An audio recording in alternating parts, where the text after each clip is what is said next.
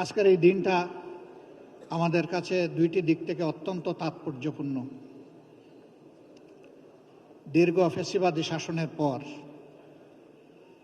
36 জুলাই যে গণবিপ্লব বাংলাদেশে সংগঠিত হয়েছিল আমাদের তরুণ যুব সমাজের নেতৃত্বে, যাতে আমরা সকলেই দলমত নির্বিশেষে সামিল হয়েছিলাম, সেই দীর্ঘ প্রতীক্ষার পর এ মাসের 12 তারিখ নির্বাচন অনুষ্ঠিত হয়েছে।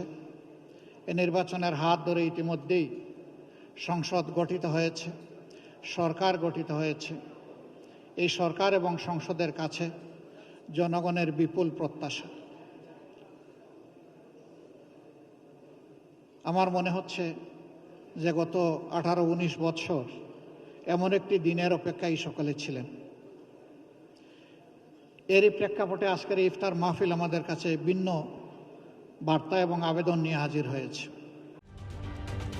ঢালাইয়ে দৃঢ়তা, নির্মাণে নিশ্চয়তা, প্রিমিয়ার সিমেন্ট, ঢালাইয়ের রাজা।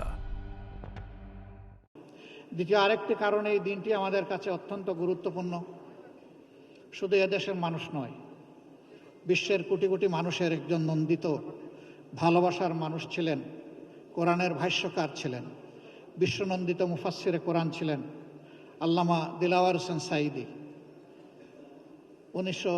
2013 সালের এই দিনটি এই জাতির জন্য আমি মনে করি একটি কালো দিন ছিল।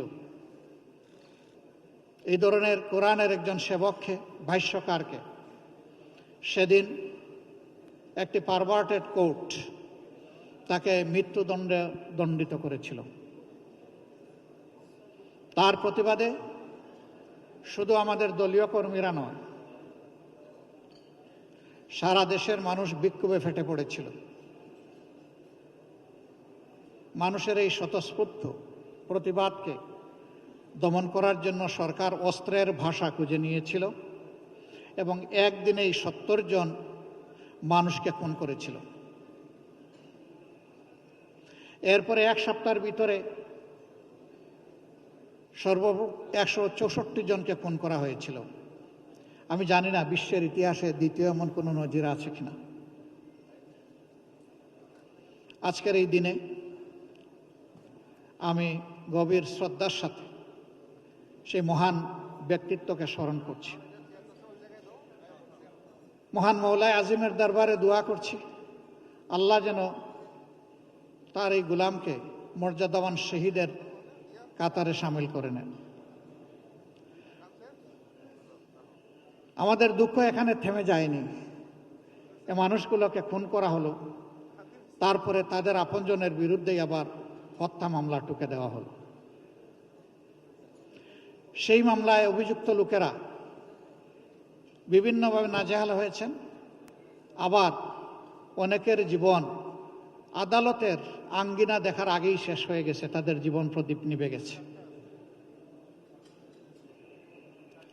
হাজার হাজার মানুষকে সেদিন গুলি করে আহত এবং পঙ্গু করা হয়েছে।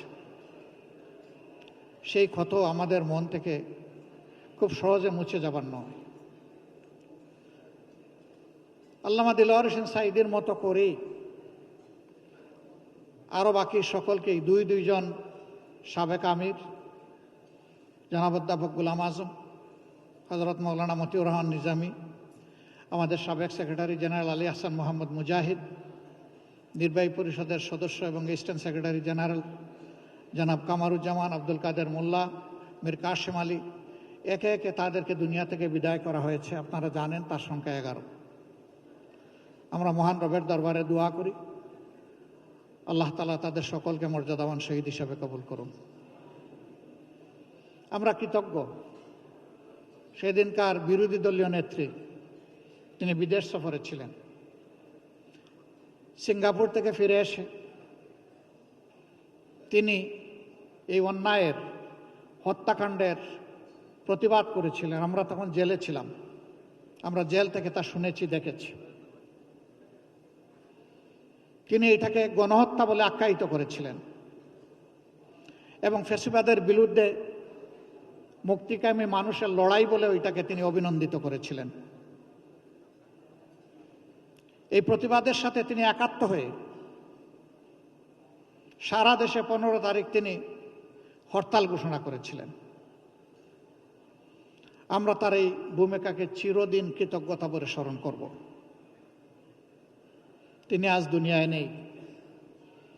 আল্লাহ তাআলার দরবারে দোয়া করি, আল্লাহ তাআলা তার এই বান্দিকে উচ্চ মর্যাদায় একজন জান্নাতি মেহমান হিসেবে রাখুন।